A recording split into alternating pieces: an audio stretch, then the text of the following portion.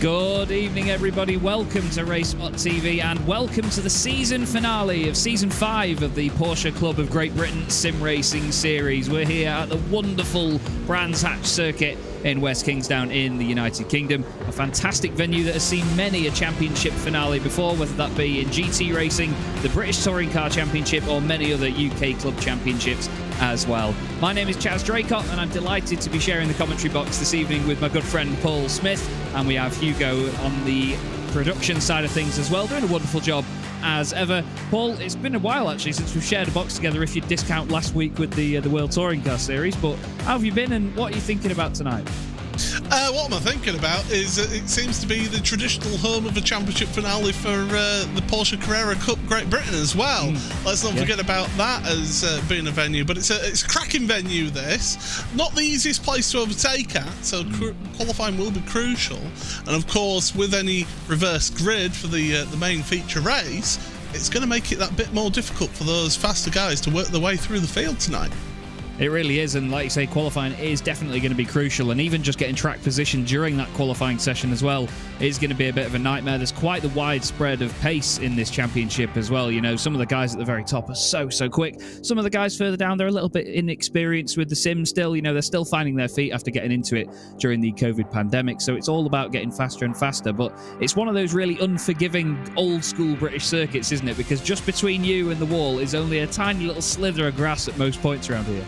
Yeah, it's a track that punishes any mistakes, as does this venue. So you've got to be careful going around here, and you've got to give it, 99%. You always leave that little extra 1% around here as we see the circuit, the venue for today's race. But you just got to give it that little 1% just to basically give it that bit of leeway so that you can make some moves. I don't know what venue that is. It's Lime Rock that's overlaid over is that picture. So it's a Brands Hatch circuit layout, but it's Lime Rock.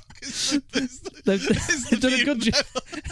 They've done a good job on the logistics of shifting it all over there, flipping heck.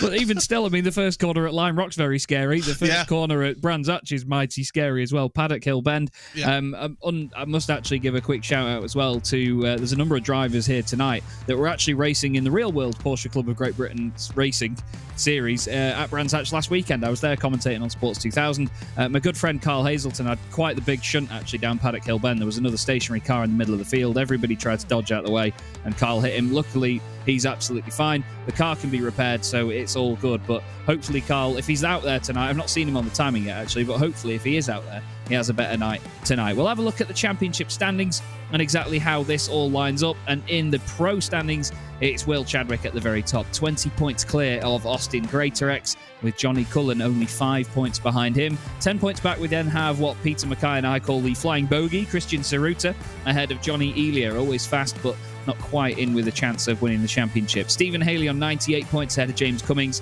and Stephen Kershaw, followed by Mark Johnson and Gary Tall, who rounds out your top 10. Carl Sharkey is 11th ahead of Mark Bowe in 12th position. It's a shame, really, that we've not actually seen more of Mark Bowe throughout this season, because Mark is a real hit on our screens, and his mum actually watches a lot of the broadcasts as well, Mrs. Bowe. So I'm not sure if she will be still tuning in, but we'll have to wait and see. So we have the pro standings very close at the top, still all to play for there, and then we have the AM standings as well. Oliver Carmody only 4 points clear of Tom Slater, 107 to 103. He's only 5 points clear of Stuart Clark, 5 points again clear of Chris Byram, so nice and tight up there in the AM standings. Paul Goffin is 5th with Rob Sharp behind, and then it's Ryan Penny, only 1 point clear of Amrik Sashdev. Then we have Luke Holroyd and Byron Crawford rounding out the 10, with the two Mayers, Ralph and Heinz Mayer, tied on 55 points. So you cannot separate them in any single way, Paul. But it's great to see that even after what feels like quite a long series, it's still very, very close all the way through. Yeah, the AMs have really given us some tremendous excitement as well throughout the season. I think back to when me and Peter called the race at Snetterton. We had a true ding-dong battle to the line in the AMs. So there are some tremendous talent out there. Rob Sharp, he has been one of those that has really stood out for me from when I've been covering this series and stepping in here. He has been tremendous, and he's been fighting up there with the pro drivers in terms of pace and getting some really good results in this championship as well. Yeah, he's a driver that I'm actually going to mention quite a lot this evening, because he's one of many that have competed in not just this not just in this championship, but also in a sort of breakaway community from this series with the Sim Racing Magazine community run by Andy Marston, who we have out there on the circuit this evening. I believe this is actually him now, number 64 machine. I think that's his teammate, actually, Paul Coffin. But it is. And he's in the Spontex CDM Esports livery as well. Lovely, the Hedgehogs. But in the Sim Racing Magazine community, we have the GT4 Challenge. And Rob Sharp, I think with like 3 races to go in the championship, we had 1 hour races in GT4 cars. He was way down in like 11th in the championship. And I think he ended up finishing 5th in the season because he just had an amazing final run at the end of the year. And the Orburis branding, or Orburis branding, that you'll see on the side of his glorious looking car is actually his watch company. And he made a specific watch face that you can download for the watches he makes for the SRM GT4 Challenge as well. He's a really creative bloke and a really good racer. But we go into qualifying now, Paul, and well, I mentioned creativity. They've got to get creative now about how far they push the lines around here, because it's so low quali, which I forgot, so all the track position stuff goes out the window. But still, when you're on your own, it's a track where you can really get into your own head, isn't it? Yeah, it's a real rhythm around here. You've got to prepare the car correctly as well, get those tyres up to temperature and pressures, and be able to push on when you start your qualifying lap. Usually it's the second qualifying lap with these cars, the Porsche 992 GT3 Cup car. Very, very nice car as well. Got to spend some time looking around one very close up and personal on Friday. Thank you very much to Porsche Motorsport Great Britain for that opportunity, I will say. And yes, it was. It's a very, very. The level of detail in that car is absolutely sensational, and it's a car that you've got to be careful with, but you can push this more than the 991. The 991 was a bit more of an on-the-edge car. You had to get it absolutely right to get the time out of it. Yeah, this car, you can feel when you're getting closer to the edge, but you can do more about balancing it, as the drivers have all mentioned. It's an interesting machine to sort of throw around, but like you say, the 991 was a leery little handful, but very, very challenging and really rewarding when you get it right as well. But you're absolutely right, Paul. There's so many details and beautiful elements of this car that is just gorgeous to look at. There's so many pieces to it as well, and everything's very functional on it as well. You know, there's nothing that's there just for show. I was lucky enough with Porsche at Chester, the championship sponsor, to unveil Seb Morris's Porsche Cup car earlier in the year, and it was the first time that I'd seen one really up close. You know, I'd seen a few testing at Donington and stuff, but never really stood like basically on one and sat in one. And seeing it up close, you just realise, like you say, the details and the tiny little elements that they all change from one car to the next as well. There's an element and detail that David Patching's got wrong. He nicely slides between the cones, though, I must say. He's then going to get an incident point for that one. That's going to invalidate his time. But away from just the beautiful cars, we have, of course, I was going to say beautiful drivers, but I don't want to compliment Johnny too much. Johnny's fast, though, and it's good to see him back out there tonight. He was actually fastest in practice for a while, wasn't he? Certainly was, and we'll be looking to see some good stuff from Johnny. He wasn't really quite on the pace last time out that we did cover the series in an un-championship round, so he will want to try and get back there, and some tracks suit drivers in a different way, and this might be one that suits Johnny as he heads into clearways and through the right hand at Jim Clark curve, heading towards the finish line. But he is really pushing the limits of the track. Gets it over to the left-hand side, so he's compromised his overall lap time for that one to set up this fast lap. Yeah, he has indeed. First time goes on the board for Johnny Elia, and it's a 1:24.519. He's just over 4/10 clear at the moment. Scratch that. Austin Greatorex goes second, and Will Chadwick now goes fastest, a 1:23.881, just over 6/10 of a second clear. We look at Chris Byram, which is a car that Peter and I have previously described as the Chris Akabusi tracksuit car. Very striking design on this machine. You're not going to miss him in a hurry. Chris is always an exciting driver to watch as well. Tom Slater currently the fastest in the AM class. And much like you mentioned before, actually, Paul, we are going to see a number of the AM drivers tonight mixing it in with the sort of tail end of the pros, aren't we? It's not just a solid split between the two. it's the Mr. Motivator car is what me and Peter said as well as Chris Akabusi. But no, you're absolutely right there, Chaz. These AM drivers, the top end of AM does mix in with Pro. It can really give us some intriguing races there, and it just goes to show that the level of competition through the series. You were right in saying it a little bit earlier, how you've got that spread of driver ability through the championship, and it shows how close the bottom of Pro and the top of AM are, and it shows what a difficult task the admins have of trying to decide who's an AM and who's a Pro as well. Yeah, definitely. You and I have both witnessed it before in many a league and many a championship on iRacing. When they try and do it on paper and look at iRatings and many other factors, it's so hard to try and guess who's faster than who when you look at a big list of drivers. So far, Tom Slater and Stuart Clark are the two fastest AMs. We have Rob Sharp going across the line, who changes that and goes up to 6th place overall ahead of James Cummings. And, well, Rob's the one you mentioned earlier, Paul, and he is right amongst it now. I want to give a shout out as well to Drew Fletcher. He's just dropped down to 18th position. But he's an Airbus pilot, is Drew, and I narrowly missed out on seeing him take off from Manchester today, actually, when he was at work. And he was asking me before and called me a slacker for not getting to the airport for 7:10 in the morning as a spotter. So apologies, Drew, but I hope tonight goes well. It's good to see he's actually managed to get back and get in the sim. Not delayed by 48 hours like a lot of flights are these days. I mean, 7:10 in the morning, I was just waking up nice and soft this morning, so I wouldn't have been there, that's for sure, as Heinz Mayer then across the line setting enough time. So quite a lot of the drivers have already done their 2 laps. There's only Heinz and Ralph Mayer that have done just 1 lap of their 2 fast laps. You do get 3 fast laps, actually. No, scratch that. I was looking at my timing street wrong.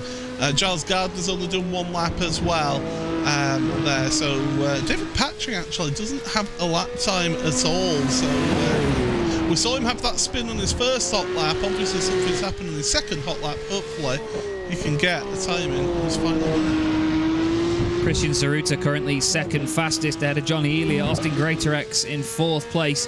Needs to push very hard in this race, especially the first one, to then set himself up for a decent grid position for the second one if he wants to challenge Will Chadwick for the title. We look now at the Flying Bogey. Car 2, currently P2, Christian Saruta. I love the way that these cars move around. Something I've always mentioned about these Porsche Cup cars, even going back to the 991 as well, Paul, is that it's such a visual car in terms of its body language, and, well, that's very visual body language from Christian Saruta. Oh, Biff. Oh, mind the paintwork. He's just ended up losing it there through clearways. And it shows, though, how this car, when you do pass that limit, once it starts going, that rear engine, it acts like a pendulum, and it just sends you around there. So that's at the end of Christian's opportunity of getting a faster lap time than Will Chadwick. Will's just on another level. I mean, he's shown it in the championship standings by being 20 points ahead, but 0.69 of a second ahead in qualifying. I mean, that really is just around here. That is a big margin. It really is. It's very, very impressive from Will Chadwick. And I mean, you look at the iRatings as well, and I'm an advocate for always saying that iRating isn't everything on iRacing, but of course when you get to Will's level and you're involved in all the top end stuff, he's 8,200 iRating, and then I think the next highest from anyone else in the field is Austin Greatorex, and he's 4,300. Now 4K iRating is still very impressive, but still it's just amazing that a driver of Will's caliber just shows us exactly why he is 8,200 iRating. And he's going to be in the Contender Series as well later this year. Or I believe he already is in the Contender Series for the Porsche Esports Super Cup. Yeah, he was the Porsche Esports Carrera Cup Great Britain invite into the Contender Series for the Porsche Tag Heuer Esports Super Cup. That'll be starting this weekend, actually, will that? So make sure you do check your local sim racing channel for their listings, and make sure you tune in, as Will Vincent will hate me saying that right now. But, I was just thinking of it when you said that. But certainly Will. It's great that Will Chadwick is going to get the opportunity to represent Great Britain and the British Championship in that Contender Series, and it's good to see he's representing also the Porsche Club of Great Britain Series as well. Yeah, it's an amazing level of competition as well in the Porsche Tag Heuer Esports Super Cup. I'll get it right. But it's just incredible how close all of those guys are when they get to that level as well. There's literal milliseconds that they try and find by just doing anything they can to get to that level. We look here at the gorgeous Fordzilla livery on Will's car. We might not see much of it tonight if he disappears off up the road at the front, especially in the first race, but it's going to be exciting to see how he comes through the field in the second race, because we've all witnessed it before. You get these really fast drivers that are a lot quicker than the people that they're reversed behind on the grid, and sometimes they find it a bit tricky to keep their noses clean when they're going through the field. It's not always down to their patience, it's just down to a difference in pace, but with some drivers it can be the opposite, and they can just be a little bit impatient with it because they're used to racing against rapid guys like themselves, and that's what makes it exciting. This is the number 25 of James Cummings in the very military grey number 25 machine across the line, and he remains in 5th position with a 1:24.7, although that was a 24.398 actually that lap, but it was an invalid time, so will not count towards his overall position. I still say that's marine grey. Yeah, no, I'll give you that. Yeah, it's more of a boat than an aircraft, isn't it? I'll give you that. Absolutely. No, that's a joke throwing back to last broadcast with Peter. So. Oh right, my bad.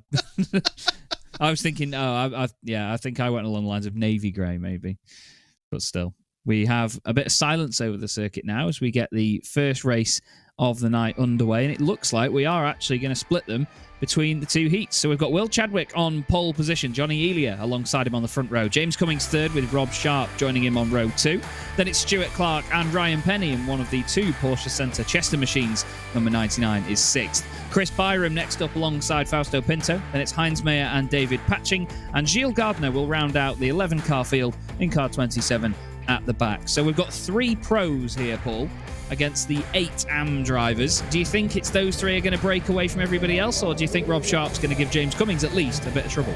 I think Rob Sharp will give him a bit of trouble here, but you would expect them to pull away at the front, since as they are pro-level drivers. So we're just waiting for the starter to give us the starting orders.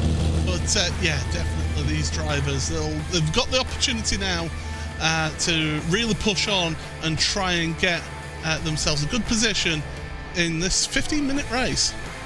Yeah, funnily enough, actually, the slowest person to get to the grid is Will Chadwick right now. We're just waiting for Will to line up, and then we will get this race underway. And I mean, all 11 of these drivers I've been watching for quite a long time, and I'm excited to see the prospect of some of the guys further down as well. Heinz Mayer, Fausto Pinto, David Patching, Gilles Gardner, they're all really exciting to watch. They've all been racing in multiple other championships that we've been running aside from the Porsche Club of Great Britain Sim Racing Series. So it's always good to see drivers in different leagues and championships. That's the beauty of sim racing, really, because often in the real world racing, people only take part in one championship or only have enough time for one season. So you don't often get them competing in multiple, but they're going to compete in this one right now ahead of us. And this is the 11-car field getting away, or at least 10 of them. Gilles Gardner didn't go anywhere off the line initially. Johnny Elia tries to cover off James Cummings down the inside. James goes a little bit later on the brakes. Everyone a bit tentative down the inside, and as expected, Rob Sharp right up there now, trying to get around the outside of Cummings into Druitt, but you can feel a bit of tentativeness here, Paul. They know that this is their last chance this season to get points on the board, and of course, with these heats, it sets them up for later, so this isn't even the point scorer yet, is it? They need to be careful. But, well, I mean, they do score points in these heats, but it's all about really getting themselves a good result for the main feature race coming up. And you're absolutely right that this race will help decide who will be on pole position. Or at least there would be if they didn't invert the grid, but it decides who starts where in this one in the odd numbered positions. There you go. I knew I'd get there somewhere, but definitely as they go down through Hawthorns and through Westfield into Hawthorns. But yeah, Chris Byram's putting the pressure on Clark right now. He's trying to give it some, but Stuart Clark staying in front for the time being, but the tentative on the cold tyres and brakes on this opening lap.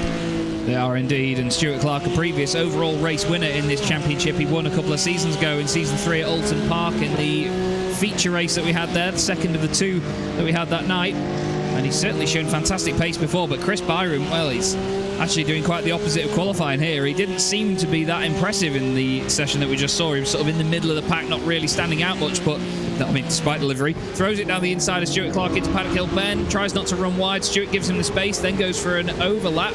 Or an undercut, I should say. Someone's clearly been off into the gravel. Stuart's got his nose down the inside. Chris cuts the nose off the Rusty's Roasts machine and gets up into 5th position. And behind him, that looks like Heinz Mayer having a bit of a moment.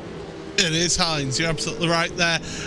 Quite brave of Chris Byram, actually, to come across the nose there of Clark and to basically secure his 2nd place. But he's not got the best of runs here. This is a chance for Stuart. And this opening run now, out of Surtees, plunge downhill. It's a really steep hill, is this, I can assure you from visiting down Pilgrim's Drop. But yeah, Stuart had a good run out of Surtees, didn't quite work out, so he's had to just fall in line for the time being. Yeah, I did the track walk there and reminded myself how unfit I am, especially when you go down here up into Sheen Curve. It's unbelievably steep, and I mean, it feels steep in the sim, but when you walk it as well, it's mad. It's absolutely mad. And even Stirling's Bend, the banking there is incredible. And it is, honestly, if you do ever get a chance to walk the circuit, I urge you to, because it is a gorgeous place, especially if it's in the sort of late evening as well and the weather's decent. It's just stunning. Will Chadwick leads the way out right then. Johnny Elia 2nd, James Cummings 3rd, Rob Sharp leads the AMS at the moment ahead of Chris Byram, Stuart Clark, and then Ryan Penny. We look here at Stuart, who's still in 3rd position, but now Chris is starting to open up the gap a little bit more. Interesting though, because Stuart doesn't seem as confident as he has been in the past. Like I say, he's won races outright in this championship, but just seems to be struggling to get to grips with it a little bit so far this evening. We're on board now with Ryan Penny, chasing him down in car 99, one of 2 Porsche Centre Chester machines out in this championship. And there's somewhere they've got to be careful, actually, Paul. The exit of Graham Hill Bend, the big curb on the right-hand side, it can really sting you, can't it, sometimes with track limits? It certainly can, and if you're not careful as well, if you just take too much of that curbing and grasscrete on the outside of Graham Hill Bend, you can end up just clipping the edge of the grass, and there's a nasty bump there, and before you know it, you're fired off into the barriers, and it's the end of your day there. But yeah, Ryan Penny right now just following the wheel tracks and just keeping it on the island for the time being. But one thing I will say, my eyes are obviously deceiving me, because I'm sure that says that Will Chadwick has nearly got a 3-second lead after 3 laps. No, it's disgusting, isn't it? It is disgusting. Will Chadwick last time round did a 1:24.0. Johnny Elia did a 1:24.850. It's now gone over 3 seconds. Let's see what the lap times are. 23.9 by Will Chadwick. Last time round, it was another 1:24.9 by Johnny Elia. So he's taken another second. It's 3.4 now as they go up towards Druids, and Will Chadwick just looking unstoppable once again. Leads the championship by 20 points to Austin Greatorex, who isn't in this heat, so we've got to wait and see what Austin does. But this is interesting for the moment, though, Paul. James Cummings now starting to reel in Johnny Elia for 2nd. Yeah, this is going to be intriguing. I think Johnny has realised that 1st place isn't on the board, isn't on the books here, so he's concentrating behind. The problem is, if you start looking in your mirrors a bit too much, it can distract you, get you offline, and force mistakes out of you. But yeah, Cummins, he's had an up and down season, I think it's fair to say, for James. He's not had the best of times, but he's had some tremendous performances as well, hasn't he? And look at him, he's hounding Johnny Elia there through Sheen, and I can tell you from experience in the sim, that's not that easy to be that close. No, it's definitely not. You've got to just guess where the apex is as well. You don't get that little glimpse of it on the way up that you do if you're just on your own. You know, the other car in front of you can cover that off so suddenly, and then all of a sudden you're all 4 wheels off the ground over the top of the curb and then running wide on the exit. Look how close they're running to the white lines as well. There's a lot of grass being kicked up actually on the way into Stirling's Bend that we've seen, and these guys are right on the limits now of what is acceptable with track limits, I'm sure. But James Cummings pushing hard right now all over the back of Johnny Elia. A lot of lock on there through Druids, though. It's quite interesting to see that, because normally in cars like this you have to be very mindful of the understeer, not to kill the tyres too much. But he was putting a whole handful of lock on through the right-hander there. I think now he's just pushing the tyres early on to get this pressure on Johnny Elia before he has a chance to settle into a rhythm. I think also with it being a 15-minute race as well, I think that's played into his favour as well for James. He's really getting to just use and abuse those tyres, because those tyres are used to lasting well over 1-2 hours before you change them, so you can really wring everything out of those tyres. But look at that, Johnny Elia through the right-hander there, and much quicker as they go through Dingle-Dell. That just gives him that little bit of breathing space, and sometimes that's all you need just to recompose yourself. Yeah, definitely, and it's a hell of a place to do it as well, because it really is a commitment corner, and just getting that right once or twice can give you such confidence for the rest of the lap as well.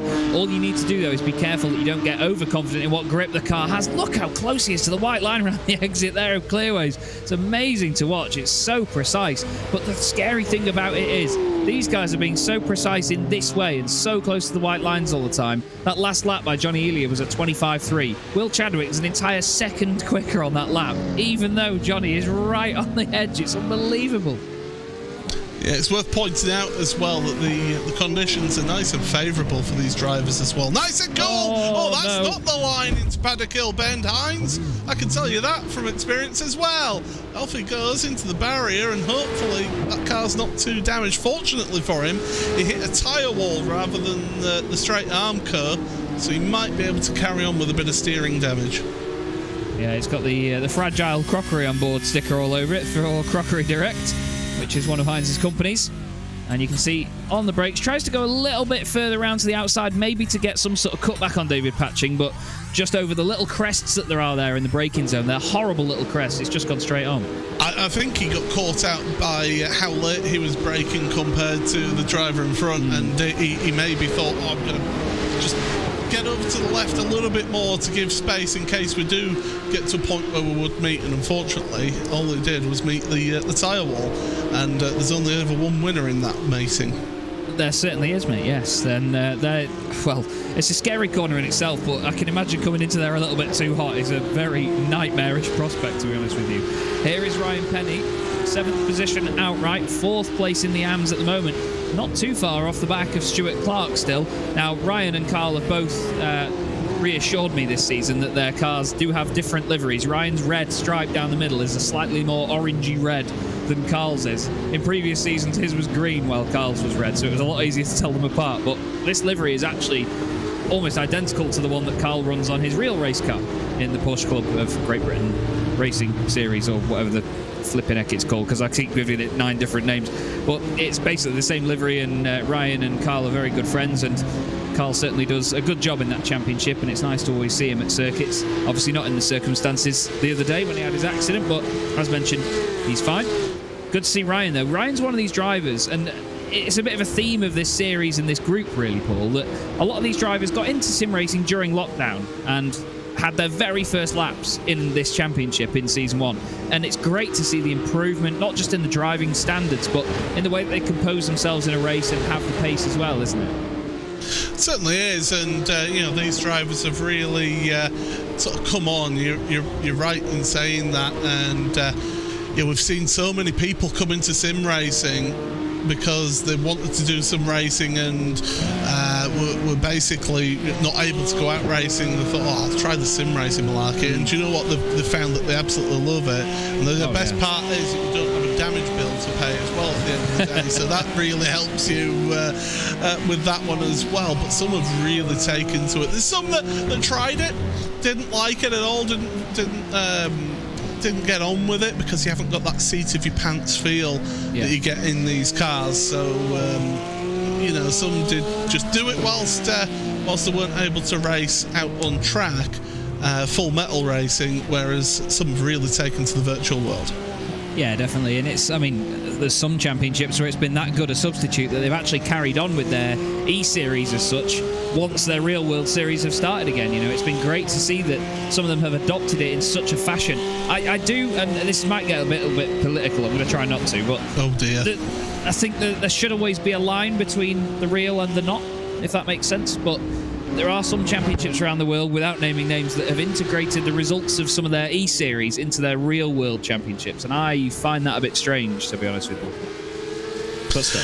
Hey, best of both worlds, and to be honest, it could give some people opportunity of a championship that they wouldn't maybe necessarily normally have.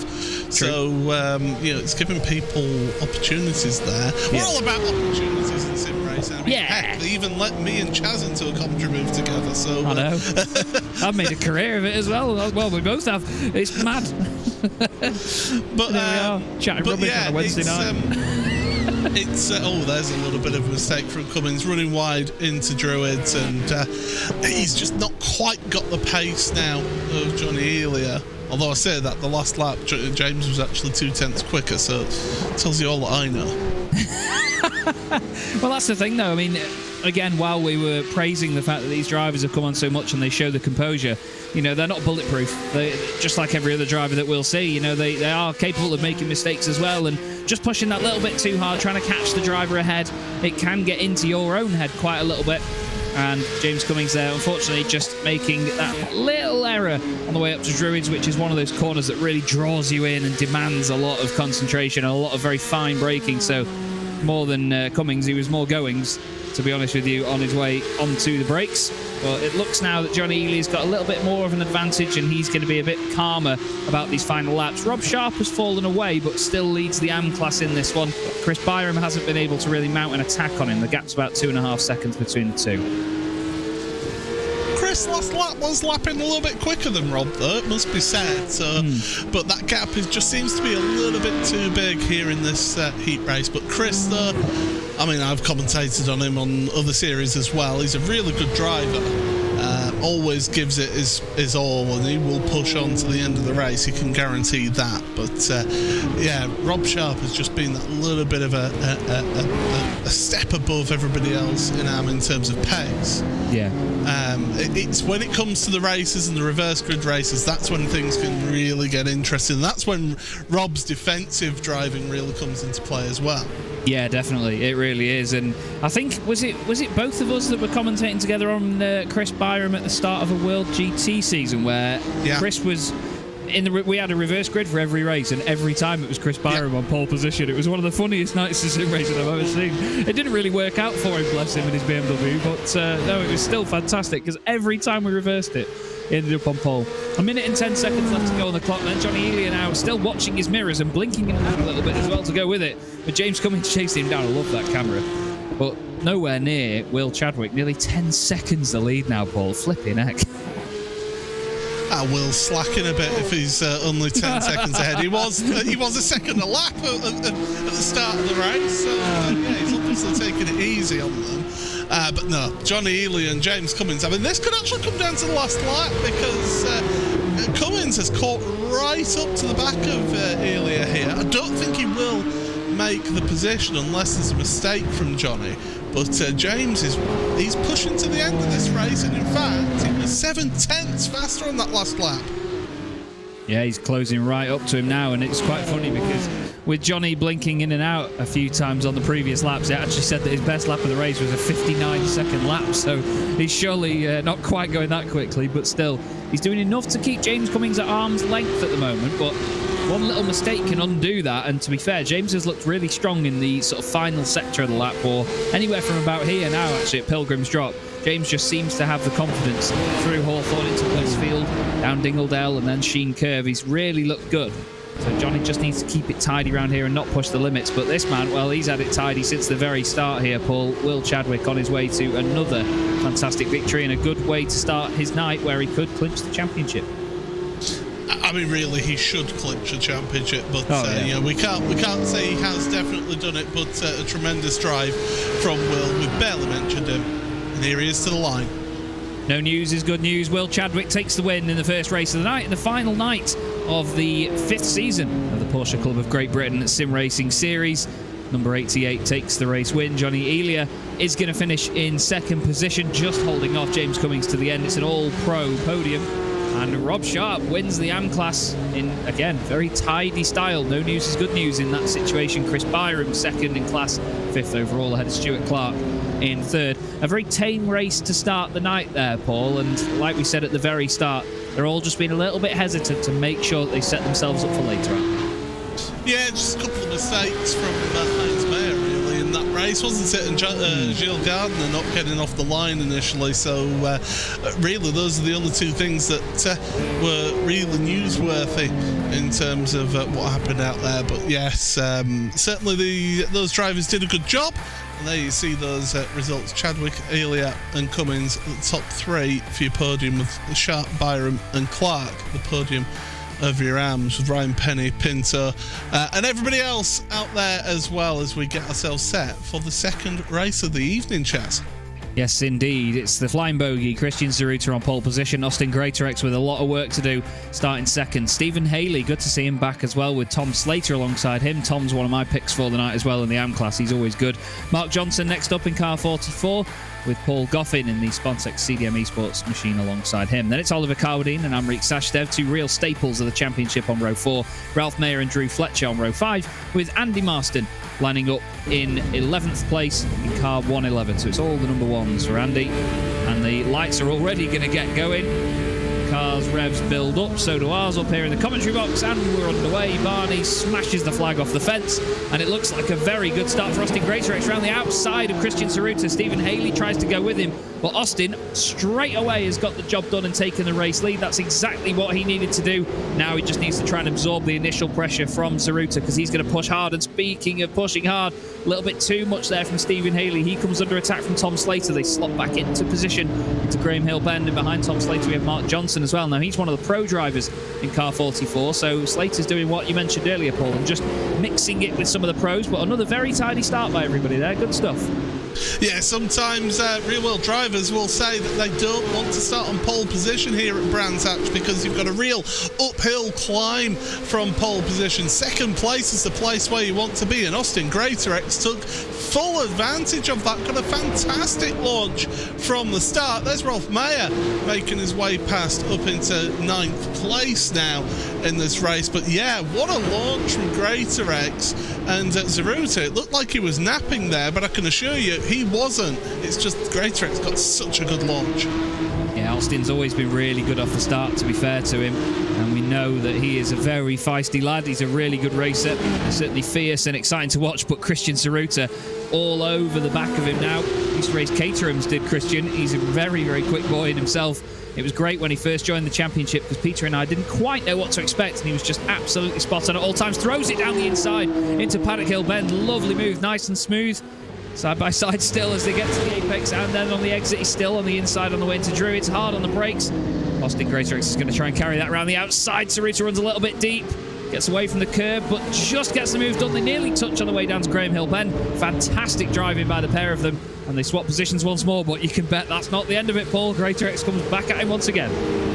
This is fantastic stuff between the front two, and the thing is, all the while that they're fighting away, Stephen Haley's saying, "Oh, thanks boys, I've got right up with you, let's make it a three-way battle for the race lead." And Slater's thinking, hang on boys, I want a piece of the action as well here. He's closing up slowly, so this is really intense at the front. But you can see 3 different drivers, 3 different lines there through Hawthorns into Westfield. So definitely we're seeing how these drivers are driving these cars differently.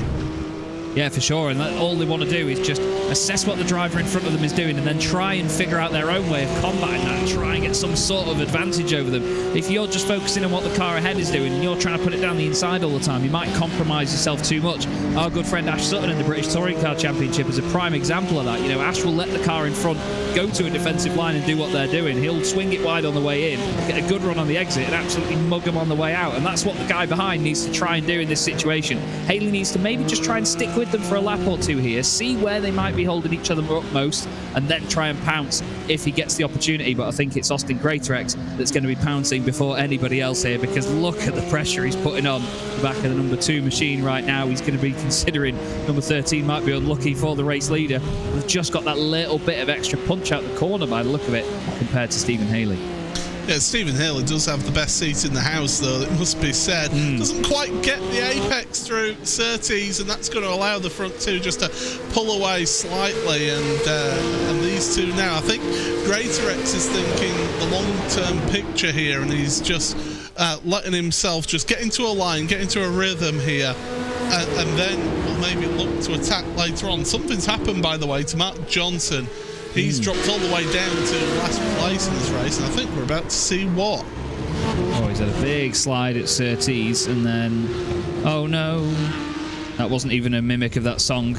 I think he decided that maybe going forwards is better than going backwards in that situation there, but I suppose he wanted to just give himself a better idea of how far he could rotate the car, because when you move these things slowly, they do have the turning circle of a small moon, don't they? I think Conor Maddock was ready to lean forward onto his keyboard then about a rejoin, but he could sit back and be calm about it. It wasn't that bad, so yeah, all good there. But yeah, Johnson, he's fallen back now, and he's really got to be careful with that because of the inversion, the reverse grid here, because they only invert 20 in the feature race, the main race here. If he finishes 11th, outside of that grid inversion. Yeah, he's going to be 22nd on the grid, so he's not going to be too pleased about that one. You mentioned reacting to rejoins. I think the most I don't even know the right word for it, because it wasn't over the top, it was perfectly justified, but I think the most out there reaction I've ever heard to a rejoin was actually Peter Mackay talking about Christian Saruta. Christian donutted the car, I'm pretty sure, on the exit of the final chicane at Road Atlanta in front of the field. And Peter, I've never heard him suddenly sort of jump up so quickly and get so irate, but it was, like I say, perfectly justified and a very scary moment. But that's the thing, a lot of the time in a moment like that, you have to take a few seconds to just think, right, how will I do this in the safest way possible and not affect someone else's race? It's very easy to misjudge where the back of the car is hanging out, how far you are across the middle of the road. You know, you could be parked right on the white line but feel like you're right in the middle of the track. There's a lot of judgment that has to go on very quickly there and some quick thinking. So people don't always get it right, but, you know, it's not because they're necessarily a bad driver or just bad at judging it. It's all down to the circumstances. Every incident is different. So sometimes you just need to take those extra seconds. And we do often see, as I'm sure you and I have both seen in our years, Paul, many people just stamp on the gas and throw it into the middle of the road in a quick reaction. Oh, I'm guilty of that in my early sim racing career, before I really learnt very quickly how to rejoin the track safely. But yeah, it can be a little bit of inexperience as well, and you just think, oh, I need to not lose as many positions as possible. I need to get back going again, and before you know it, you're causing a big accident. So fortunately, as I say, Mark's wasn't that bad actually, so yeah, we'll let him off this time. But we'll keep an eye on him. But this is something that we want to keep an eye on right here, because Amrik Sajdev is putting the pressure on Oliver Carwadine in front. Yeah, this is for second place in the AM class, car 9 chasing car 14. Amrik has his company logo on the side of it. The machine that he's driving now will hopefully not be doing a 360 anytime soon. Peter and I have made many a joke about that, and the fact that Amrik loves a round of golf apparently as well. So hopefully he won't be managing to ruin his forward progress here, and he'll be striking a birdie anytime soon ahead of Oliver Carwadine, maybe even an eagle. But we'll have to wait and see on that one. He's got Paul Goffin behind him in the Spontex CDM Esports machine. Not that I'm biased about the team name. Ralph Meyer is then the next car in 8th position, 5th in class. There is Paul Goffin just behind, not close enough to get the slipstream at the moment. And that's something that you don't really get much of around Brands Hatch, is it, Paul? There's not really many straight places other than down to Pilgrim's Drop. Yeah, that's the main place, is Pilgrim's Drop, and down towards turn 1 you do get a little bit of a slipstream, but nothing much really. But it is that run out to Surtees, and you've got to get a good run out to Surtees as well. Carry the speed up over that initial hill, and then as you go down, plunge down through Pilgrim's Drop, you really do pick up the speed there. It's, of course, the part of the track where Johnny Herbert had his quite awful accident back in 1989. If memory serves me correct. No, 1988, wasn't it? Because 1989 he started his F1 career with Benetton. But anyway, Chaz is now going to fact check me. I know that's what he's going to do, because I can see him on the camera. No, I thought it was 89 as well. I thought it was 89, but you're right, it is 88. It is Thank you, because he then raced at the Rio Grand Prix in 1989 and got a 5th place, got points on his Formula 1 debut. There you go. Some useless facts that have nothing to do with this series, but I can tell you that Porsche did, of course, provide the power for McLaren with a tag engine. It wasn't even branded Porsche. That was the engine back in the mid-80s. So, yes, Porsche have got history. So there you go, linking it back to the manufacturer right there. Nicely completed, Paul. Love it. And that's that's the thing, you know, the knowledge is always there with Paul, and you can always guarantee it. Christian Zaruta leads this race. Austin Greatorex in second, and Stephen Haley in third. That's all about I know, to be honest with you. But still, it's a very fierce battle between the three. Only a couple of seconds across the podium positions, but still, we look here at this little trio as well. Paul Goffin seems to be closing in a little bit, actually, now on Amrik Sashdev, and he's not really making any forward progress of his own on Oliver Carbondine. Neither of them anywhere near Tom Slater at the moment. Tom's got just about 4.5 seconds over these guys, and as soon as I say Amrik's not making forward progress, he looks about the closest he's been. Yeah, it's ebbing and flowing, isn't it? And this is what you get with the AM drivers. You do get a few more little mistakes that come in, and you've not quite got the consistency. Oh, Amrik, that's going to be a bit ambitious there into Hawthorne, but the deciding discretion is a better part of valour. But yeah, you do get a little bit more inconsistency with some of the drivers, and with the driving in the AM class, and so you do get that ebb and flow between drivers as well. Big moment there for Paul Goffin behind out of Sheen, and he holds on to it. That could have been a big accident, but well held by Paul Goffin. Yeah, lovely stuff. And that's the thing. This car, we mentioned it earlier, it's a little bit more predictable than the 991 could have been at certain points. You know, you've got a little bit more assistance from the car itself to help you. It's a lot more stable, and drivers have often compared it. I know it's GT3 by name, but it's not specifically a GT3 car as such. It's very similar to a GT3 car, apparently, though. These the drivers have been saying when you compare it to the 991, which is a very raw cup car and certainly a different class, this is a lot closer to the sort of specifications you get from something like the GT3R, which Porsche also provide on the Sim. Another fantastic sounding 6-cylinder engine, 4-litre flat sixes in these cars, and they just rev so high. The only thing is, I must admit, when you see them trackside in person, they don't always sound as exciting when they're in a group. When you see one individually, it's great, but when the sound repeats itself 28 times, I don't always find it's the best noise in the world, because there's not much differentiation between them, is there? Maybe I'm grumpy and old now. Personally, I don't mind the sound of the flat six. It is fantastic, and yeah, when you get them all just firing past you, that sound hits you. I will say that the car that deafened me the most at the World Endurance Championship at Spa was, of course, the RSR. That really was a noisy car. I will say, I actually had the pleasure Friday last week. I'm going to keep on bringing this up, by the way, of getting a few hot laps around the Porsche Experience Centre in a 911 GT3 RS. Oh, yes. Oh, my goodness. That car was absolutely sensational. And that was an experience and a half. I thought it was good enough going around in the Carrera 4S, but then you get into that thing, and my goodness, it was really good. Speaking of good, this battle's heating up here. It is indeed, yeah. Amrik Sashdev looked down the inside into Druids there. A bit later on the break, sort of snuck up to the inside of Oliver Carbondine, but didn't quite get alongside. Oliver was still able to take the corner as intended, got to the apex. But look here, he's still putting the car in the middle of the road. You can see that he feels a little bit under threat here now. And Amrik is starting to see some chinks in the armour, and he's got an opportunity. He's going to be tucked right in behind him now in the slipstream down Pilgrim's Drop. Oliver again puts the car right in the middle of the road. Amrik can't do much about that, although maybe he can. Tries to look down the inside just to try and unsettle Oliver a little bit. And I'm surprised that Paul Goffin isn't as close as we saw him before. You know, I would have thought he'd be trying to take advantage. But then again, Amrik and Oliver, they're not really slowing each other down that much at this point, and there's only about 2.5 minutes, even less than that, left to go, Paul. Time's running out, and the question is, you've got to weigh up the percentages in a race like this, because yes, it's a sprint race. Yes, you only have 15 minutes to make some moves, but when you start in position and championship points are at stake as well, you've really got to think that long game.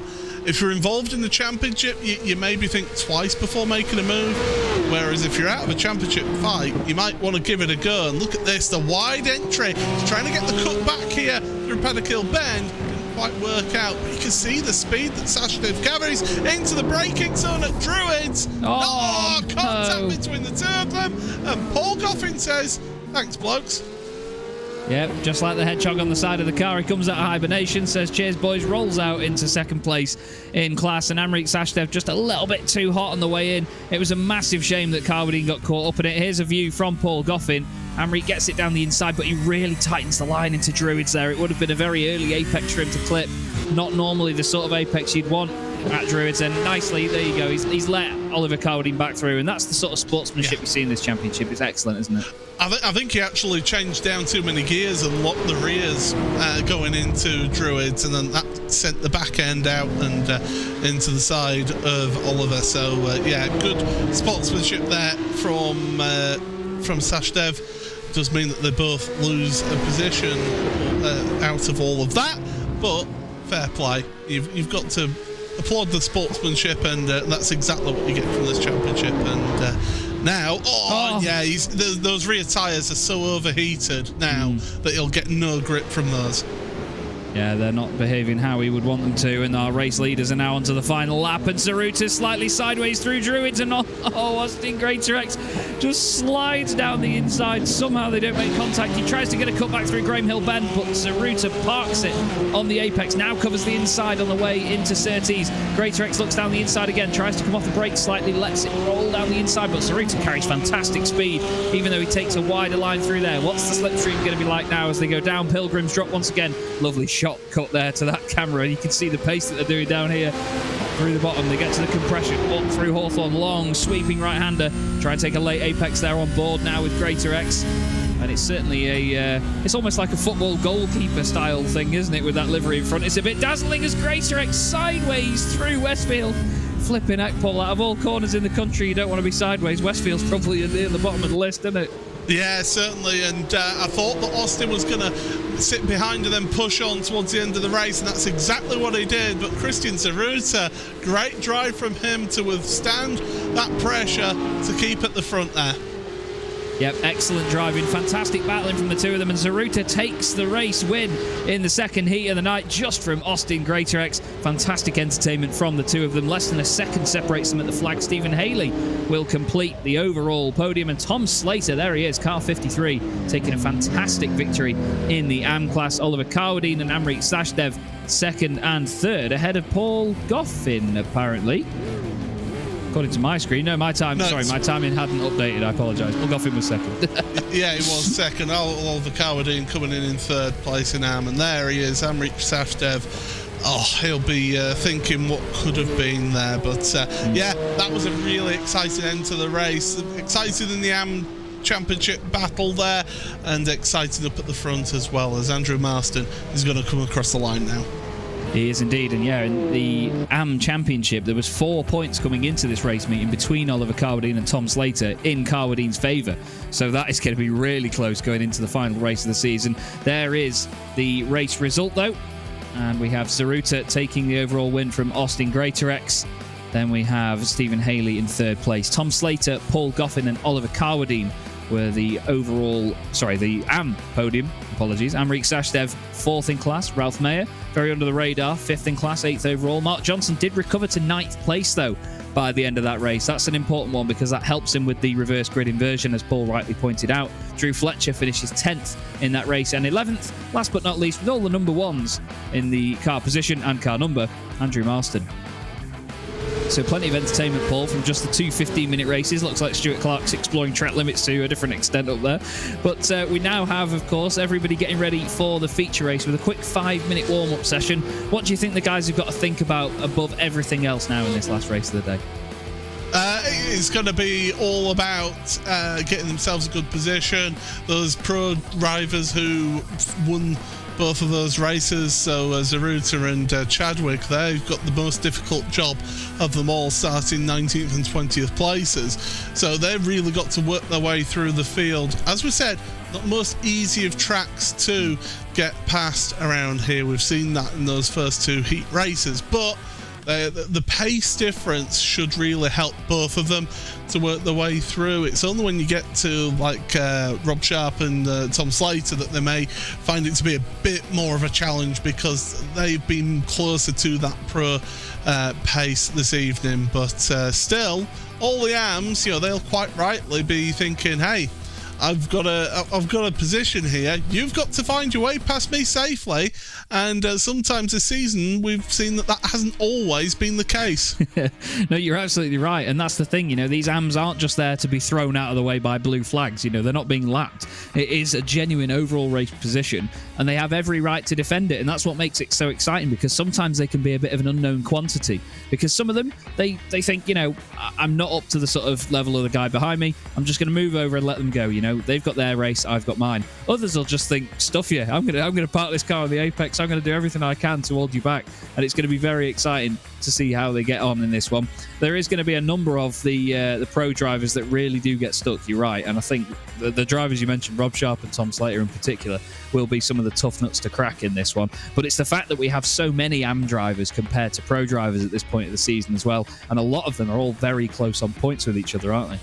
Yeah, absolutely. I mean, that AM Championship, we were saying at the start of the broadcast, it was so close between them that it's really going to be a case of who gets the best result out of this final race of the championship. So they've got that to think about as well. Have those AMs and the pro drivers, if they tangle up with them, that could be affecting not just the pro drivers championship, but also the AM drivers championship. So you really got to be careful when you make those moves, and you've got to make them stick.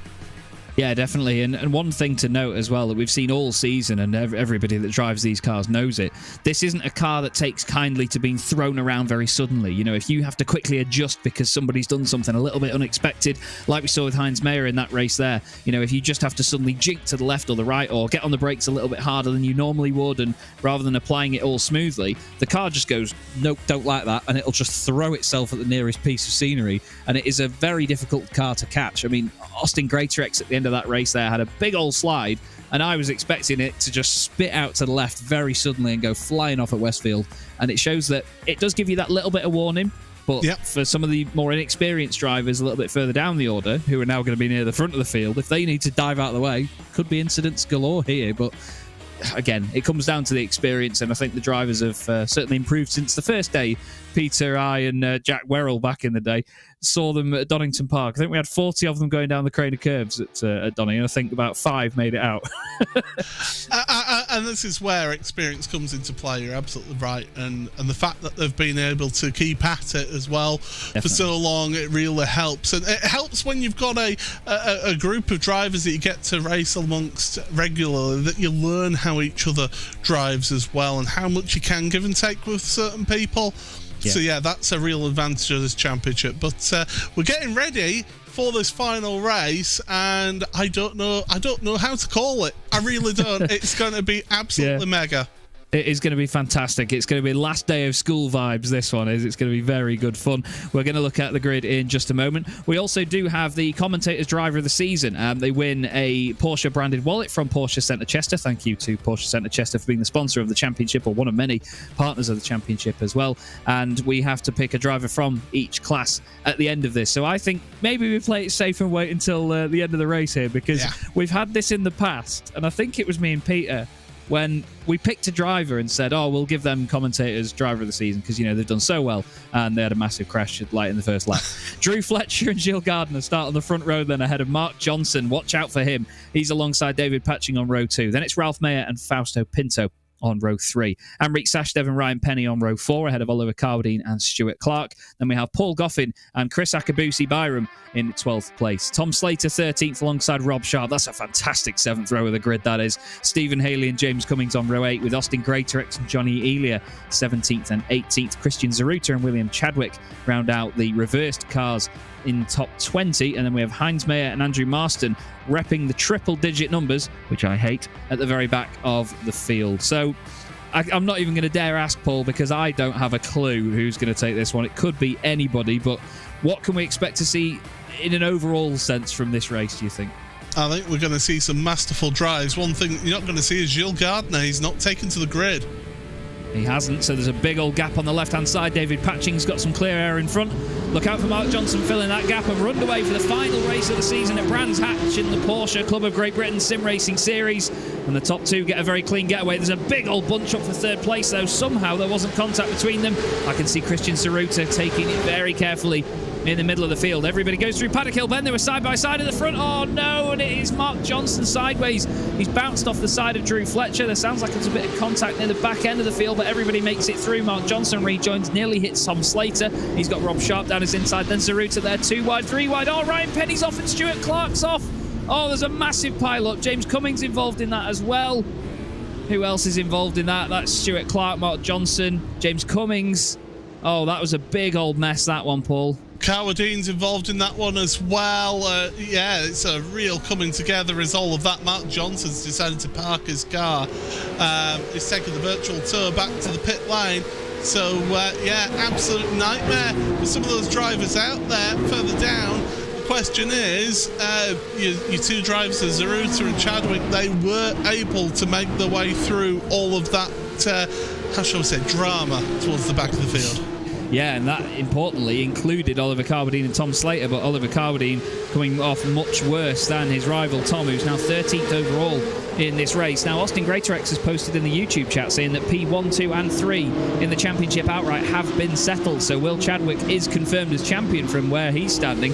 Austin Greatorex second, Johnny Cullen third, so this race is all for fun now, so the gloves are off and they can throw the cars about and give us some solid entertainment. Someone that's doing that already is Chris Byram as he drives into the left rear corner of Fausto Pinto, and trust me, I call him Feisty Pinto half the time because he is a very feisty racer indeed. He doesn't take anything lying down. And look at Greatorex, already up to 5th place here in this race, Paul. What a solid start that is. I mean, the Pro Drivers' Championship may be decided in first, second and third, but the AM Championship, that's still going to be open to that one. Greatorex, look to the inside of Surtees. You can make that move. You've got to be committed to the move as well, and you've got to have a little bit of help from the car that you're trying to make the move on as well. But fortunately, no contact made between the 2 of them. Zaruta in the background actually making a good move, and that was on Rob Sharp in towards Hawthorne. So Zaruta able to get past Sharp very quickly there. Yeah, indeed, solid stuff from Zaruta, and this is exactly what he needs to do. Now he's got Greatorex in his sights in front of him.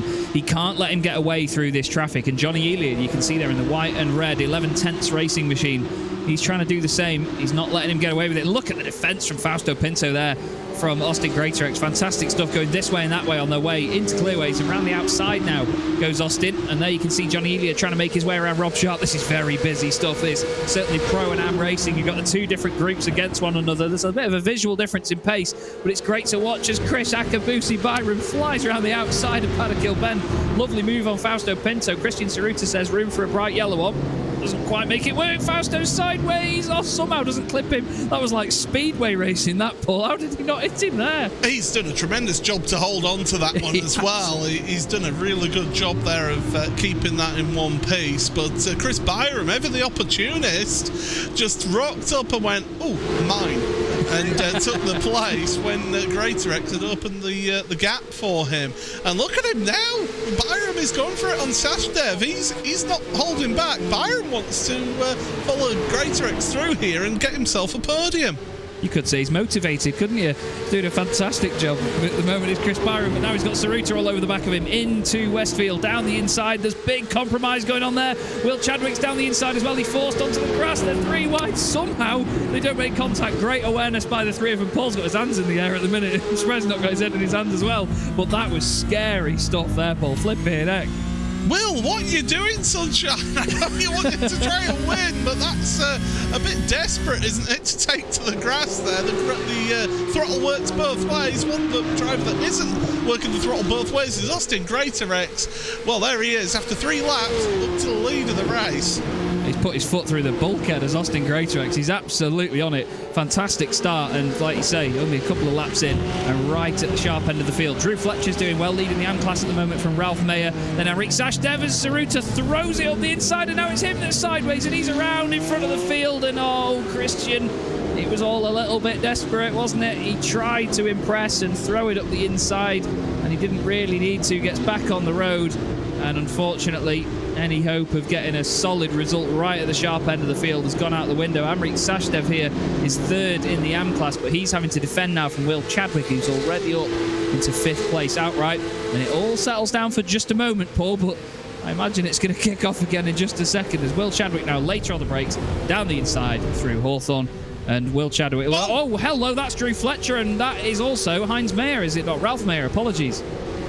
And that was the two guys who were second and third place, so they've leading Am as well. Yeah, they've fallen down the field quite hard. Something's happened there at Hawthorne's. Here we go. This is what's happened at Hawthorne's. That's an ambitious move. Very ambitious, and you're never going to stop that one in the month of Sundays. And contact, unfortunately, was inevitable there. That was a massive hit into the barrier as well for Drew Fletcher. Oh no, a tiny touch by Chris Byram on the back of Johnny Elia. And he goes around as well. Well, I said it's last day of school, Paul, and I tell you what, these lot are all trying to get expelled, aren't they? Yeah, flipping heck. They're getting all of it out. They are getting all of their quarrel and everything out. It may not be personal, but flipping heck, they're throwing these Porsches at each other. They probably think they're not going to go back to these 992s for next season. Do you remember what I said about not having to pay a damage bill? I think they're taking it quite literally, these drivers today. This is well and truly gloves off, just throwing everything at the track and trying to get the results. But unfortunately, that was suboptimal, is what we say here, and it certainly wasn't that great. But Greater X now has got he's got a 2.5 second lead over Will Chadwick at the front. Amrik Sashdev, amazingly, has kept that third place overall, and the Am lead here ahead of Stephen Haley. Rob Sharp up into 5th place, and Pinto, even after his slide at Druids, 3rd place in Am. And 6th overall as well. Now, let's not forget that a number of the drivers gained a lot of places early on in the first lap of this race. Now, we are going to look back at the incident that caused all of that. So you got Ryan Penny on the outside, Chris Byram down the inside. Oh, Ryan's just turned in and hit the front of Stuart Clark. Greater X gets lucky through the middle of that, and there's a big old pile up into there. I'm just trying to see who was that got smacked into and put on top of all of that. That was the number 14 machine, wasn't it, of Oliver Carwadine? And then Mark Johnson involved in James Cummings as well, but they just kept hitting into him. But in incidents like that, you never know where to go. They always do say that you should aim where the car is rather than where the car is going, and try and sort of hope that by the time you get to where you're aiming at, it's moved out of the way. But in that incident there, they stopped very suddenly and all piled into one another, unfortunately.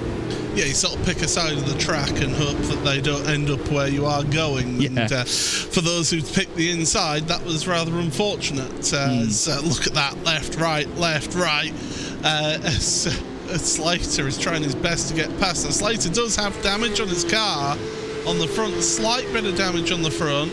So he's going to be affected top speed-wise, and he's going to have to make it up in the corners here. But Pinto doing a fantastic job right now of 6th place, and he'll want to hang on to this with all his might here. Yeah, he's going to defend as hard as possible, and he's one of those drivers that we were hinting at before. You know, these Am drivers aren't just going to roll over because they've got pro drivers behind them, and even when there's other Am drivers behind them as well, they get even more inspiration to have a good fight with them. Tom Slater having to work very hard here with what's left of the front of his car to try and wrangle it past Fausto Pinto. He's trying to hold on to his, podium position in Am. That was David Patching. Certainly making some patches on people's overalls for just a moment there.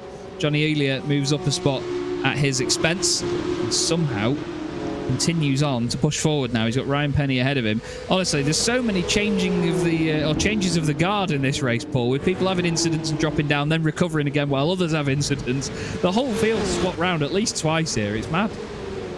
It's been a crazy race, that is for sure. But, Austin Greater X up 16 places. Will Chadwick up 18 places here in this race. So really, you can see how those front two have benefited out of all of this. But Will Chadwick, I mean, it had my hands up in the air, did the moment earlier on, but when they were going 3 wide, here we go. Here's the view then, Chaz, of what happened with Byram, Zaruta and Chadwick. Well, he tried to get down the inside, and then, to be fair, he'd already got on the throttle, hadn't he, to try and get the run, and didn't really have anywhere else to go. It didn't look like he was anywhere near as on the grass as he was from the outside of the car, did it, actually, when we see it there? Looked like he only tickled it with the right-hand wheels of the car, but from the outside view that we had, the external view, it certainly looked like he was just trying to enter some sort of rallycross championship.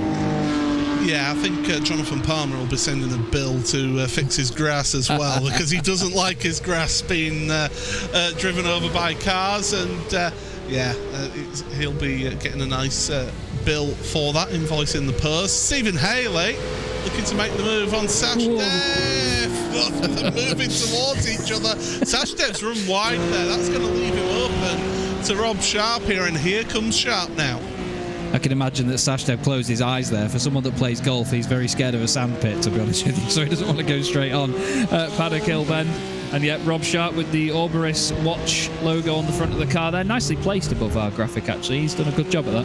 He's now chasing him down, seeing what opportunity there is to lead this AM class and take the final AM victory of the season. It's been a very entertaining championship once again though from the Porsche Club of Great Britain Sim Racing Series. There's so many unknown factors in this championship. Every single time we go racing, it's always good entertainment, and we really do hope to see them back on RaceSpotTV for another season. I'm sure they will be. The guys all have a good laugh. There's a fantastic vibe behind the championship as well, and all the people that are here, you know, they're just great. I see them in other communities as well, and they don't behave any differently anywhere else in sim racing. They're all so respectful, and they all know that everyone's in it for the same reason, and we all just want to go racing virtually at as little cost as possible. You know, it's nowhere near as expensive as real world racing in cars like this, and they just take all the fun elements of it and keep them rolling championship after championship. And Amrik Sashdev and Rob Sharp are two of those guys in particular. You know, they invest a lot into this and put a lot of time into these championships, and it's good to see Amrik doing well. He's a real favourite of Peter's and mine, I must admit,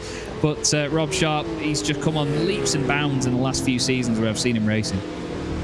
Yeah, I think there'll be a campaign, won't there, for Rob Sharp to be moved up into Pro next season, as well 3 into 1 does actually go there. Nice little move between the three of them, and the 222 of Mayer is trying his best not to trip over anyone. Penny and Elia making their way through, and Cummins behind as well, pretty close as well to try and move forward in this field. And Johnny Elia, one of those that have been caught out by the instance earlier on, he's trying to work his way back through the field, and he's now up 10 places in this race, up into 8th place. Yeah, doing a solid job. And this is the thing, some of these races, when you get these drivers that make their way through the order gradually, they can be really under the radar sometimes, and they'll be having the night of their life. You know, they'll really enjoy the race where they might drop down early on and then have a fantastic recovery drive through the field, getting all excited about every position they gain. And sometimes that can go under the radar on broadcast, and we might not realise. Paul and I have both had races like that before, and it's not often I even gain a place in racing, to be honest with you. That's why I'm a commentator and not a driver. But it often happens where you do have what feels like an incredible race, and then you don't feature on the broadcast once, and you think, oh, no one noticed me. But that's just how it goes sometimes. We look here at Ryan Penny, currently 9th overall, making his way around behind Johnny Elia, watching Johnny sort of move away over the horizon slightly. He's got Heinz Mayer right behind him, who's another AM driver, but then James Cummings, the pro, trying to make his way through as well. Just watching them now. It's Druids, and Cummings down the inside onto the brakes. Nice tidy move. Heinz Mayer, one of the drivers that we mentioned before, Paul, not making it too difficult at this point. He knows exactly where his battles lie. And that's it, you've got to weigh up the percentages here, and sometimes it's actually better to let somebody who is quite obviously a lot quicker than you to make that move nice and easy in a place that doesn't slow you down, and then you can sometimes follow that car in front to just pull yourself forward towards the other cars, and then start taking advantage of people making moves in front of you. So that's what we've seen in the past, and look at this at the front now. Greater X, he thought he was away. He's now got 10 3/4 minutes to try and hang on to this race win here. Yeah, it's actually not gone by that quickly, has it? Considering how much has gone on. Normally time flies when you're having fun. We're having fun, and the time just seems to be ticking away very slowly, and it's going to be the slowest and longest 10 minutes of Austin Greater X's life now, as he begins to try and hold off Will Chadwick. Will's going to certainly not be backwards and coming forwards here. And if I'm honest with you, he's not really a driver that's subtle, is he, Paul? He's certainly going to launch an attack as soon as he can. He's not going to wait and assess an opportunity or anything. He's just going to throw it down the inside when he gets the opportunity. I think he does know how to weigh up the percentages, and he's going to have to learn how to do that, especially in the the Porsche Tag Heuer Sport Super Cup qualifiers, the Contender Series. So he's going to have to learn to be patient with somebody before making a move and making a decisive move. But sometimes it's better to just rock up. If you've got that pace advantage, just to rock up, get past as quickly as possible, and then drive away. Because so many times you see these drivers just get behind somebody and then just get stuck behind them, and you end up at their pace and breaking the same points as the car in front. So sometimes it is better, but some drivers, they like to analyse what that car in front is doing, what the behaviour of it is, where have I got the advantage over that car in front. So you've got different thoughts for different drivers. Yeah, I think Chadwick right now, he knows he's got the pace over Greater X. I mean, the fastest lap difference, Chadwick did a 24.4, whereas Greater X has done a 24.9. So you're talking half a second difference there in fastest lap. I think Chadwick knows he's got that pace difference and can afford to be just that little bit patient. Yeah, it's all about the confidence, isn't it? To sit behind him knowing that he's not necessarily got him in his pocket. That's the phrase that first came into my head, but it's definitely not the case. Nobody has Austin Greater X in their pocket, because he's a very feisty and very quick racer. But yeah, Will certainly knows when he's got somebody beat in his head, at least, and he just has to get the move done in as safe and neat a way as possible, and he will weigh up the opportunity. Stephen Haley's going well in third position still. He's on for an overall podium in this race. He sneaked up the order under the radar as well. He's 10 seconds down on these boys, but that matters not. He's still third overall. Rob Sharp has taken the lead in the AM class ahead of Amrik Sashdev and Tom Slater. So again, two of the drivers that we mentioned earlier, Sharp and Slater, continuously impressing us in the AM class. We still have to consider the commentator's driver of the season award as well later for each class as well, Paul. And obviously this race is a good opportunity to mull it over, isn't it, and see some final performances that could push it over the line.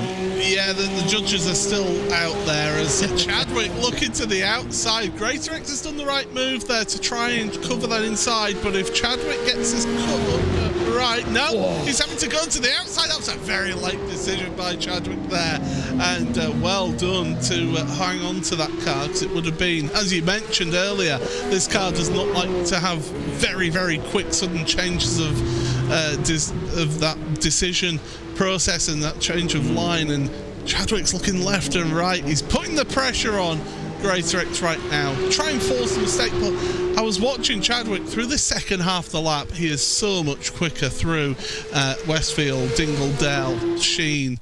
He's just got that pace. Well, none of them have got any pace at the minute as they disappear for a second there. They're that fast we can't even see them. But yeah, there is a clear difference around here especially. Now, I was lucky enough to be commentating at Brands Hatch just last weekend on two of my very good friends in the Sports 2000 Championships, Josh Law and Michael Gibbons. Michael was leading the race. Josh was a little bit quicker than him, but every single lap, Michael was defending brilliantly and doing exactly what Austin did there. On the way into Paddock Hill Bend, he just put the car in the middle of the road. There wasn't enough room down the inside for Josh to send it, and there wasn't enough room around the outside for him to get a decent enough cutback down the hill and get it done into Druids. He made him go the long way around. As long as Austin continues to do that, no matter what Chadwick can throw at him in that first part of the circuit, he will not be able to get through around this opening sector. But he just needs to keep his head around the last part of the lap, because they are the big commitment corners where it makes all the difference where Will Chadwick is concerned. Certainly is. Chadwick is keeping that pressure on there, and he knows he's got time. That's the thing. We've still got about 5 laps to go in this race, and it's still going on, but he's got that time. He can afford to wait. There is a nice little fight further down the order as well. Sharp, Sashdev and Slater are all going through it. Look at this race lead battle now. They're going side by side down Pilgrim's Drop. Is this going to be around the outside by Chadwick? It's a brave move if you can do it. Greater X, great respect shown by him, maybe a little bit too much respect, and Greater X, chopping the nose off. It's all legal, it's all fair in Love and Motorsport, and quite frankly, that was great stuff, borderline stuff there. Yeah, that's the exact word I was just about to come in with. That was fantastic though, and like you said, great respect around Hawthorne there. That is not a corner where it's easy to leave the space on the inside, let alone the outside as well, and not let the car run too wide on the exit. Fantastic fantastic entertainment from these two amazing drivers. And just through Westfield, again, another very difficult corner, whether you're on the inside or the outside. So hard to give room around there. There was the tiniest of taps, but like you said, there was nothing untoward there at all. Just very close, very hard racing between two of the finest drivers that we are watching in this championship. Hard onto the brakes into Druids once more. Greater X has put the car exactly where he needs to. But I swear, about half an hour ago, that timer said 5 minutes, and it's going to feel like that for Austin Greater X right now. Because, last time we were around here, it said 5 minutes 56 odd. And, oh, God, that's going to be ticking down so slowly. Now there's traffic to think about as well. There was a car in front of them there. That's Andy Marston. This could get interesting with another car involved. I think he's going to get out the way as Marston. I think he realises, that is very slow. Austin, you don't want to try and use a slipstream of the car going that slow. I know he's trying to get every advantage that he possibly can, but that was asking a little bit of trouble there, and then he was like, oh, no, maybe not. So he goes by Marston. Andy doing everything right there, just getting out the way, letting the leaders fight it out. They're in their own race here, and there we are on board with Will. What can he do now? He's waiting patiently, but time is now starting to run down. We've got about... we've got 3 minutes 40 to go, so about 3 laps remaining in this race. If he wants to make a move, he needs to start thinking about making that move now. Yeah, he needs to get a little bit more, believe it or not, a little bit more pushy and a bit more pressurising. So watch what Austin does here now. Look, he puts the car in the middle of the road. You can't get around the outside, you can't get down the inside, just because of the natural way that the braking zone into Paddock Hill Bend curves round to the right. He does try it, though, on the way down the inside into Druids. He just pokes his nose down the inside. It's great respect again from Greater X, but he's going to have the inside line for Graham Hill Bend. Is he going to be able to carry the pace around the outside? Is Chadwick? He's going to give it a go. Greater X is going to chop his nose off on the exit, though, and he's got every right to do that. This is excellent stuff. They nearly touch as they go down towards Surtees. He's going to try and maybe get a cutback on the exit here. Gives him a little bit of a kiss on the rear bumper. That's not going to help him. He'll be back in the slipstream once more down Pilgrim's Shop. Paul's pulling all sorts of faces, and I don't blame him, because this is insane stuff, isn't it, mate? Greater X parking the car on the apex of Surtees. That's exactly what he needed to do to stop Will getting that run out the corner. He's the leader, is Austin. He can dictate the pace through the corners. Worth pointing out, Tom Slater has dropped down the order. He was fighting for 3rd place in AM. He's dropped down now to 5th place in AM. Never mind that. Will Chadwick's trying around the outside now. He's trying everything here. He realises that time is running out. He needs to make that move now. 2 more laps to go then. We've got just over 2 minutes left, and it's about 1 minute 25 for a lap between these guys. They are so close. There's not even a car's width between them. Fantastic stuff as Chadwick tucks very close to the rear quarter of Austin Greater X. That was a bit scary, if anything. He might have just made a little bit of a tap and turned him into the wall. All over him. He's just grinding the rear bumper of that car away, taking the vinyl off it. The front end of that Team Fordzilla machine is going to be turquoise by the end of this race. It's absolutely excellent stuff, but maybe a little bit borderline. As you said before, Paul, Austin's going to be absolutely sweating buckets right now, trying to keep him behind. I imagine they're both absolutely loving it, as there is the move. He throws it up the inside into Surtees.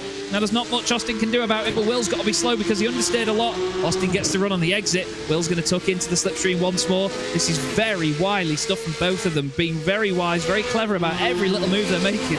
This is top-notch racing, this, Paul. Solid stuff. And that's how you counter that move into Surtees. You get the run out of the corner that takes you onto the straight. Oh, this is going to be it.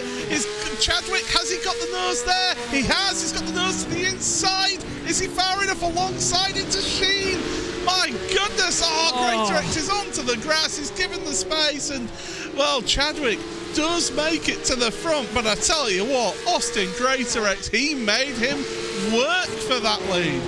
Flipping heck he did, and he made us work up here as well, trying to keep our minds in one piece. That was phenomenal racing between the two of them. And now Chadwick, I think, knowing that he's going to have the championship in the bag, he's going to try and stretch his legs and enjoy these final moments. But boy, oh boy, Austin Greater X, take a bow. What an amazing defensive drive that was. And you have to take your hat off to him, especially you, Paul, when you are wearing a hat.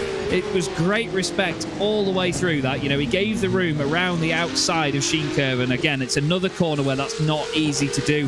He knew that Chadwick had the nose down the inside. He didn't cut his nose off. He didn't cause an incident. That was absolutely 5-star, A+ stuff. That I really enjoyed watching that.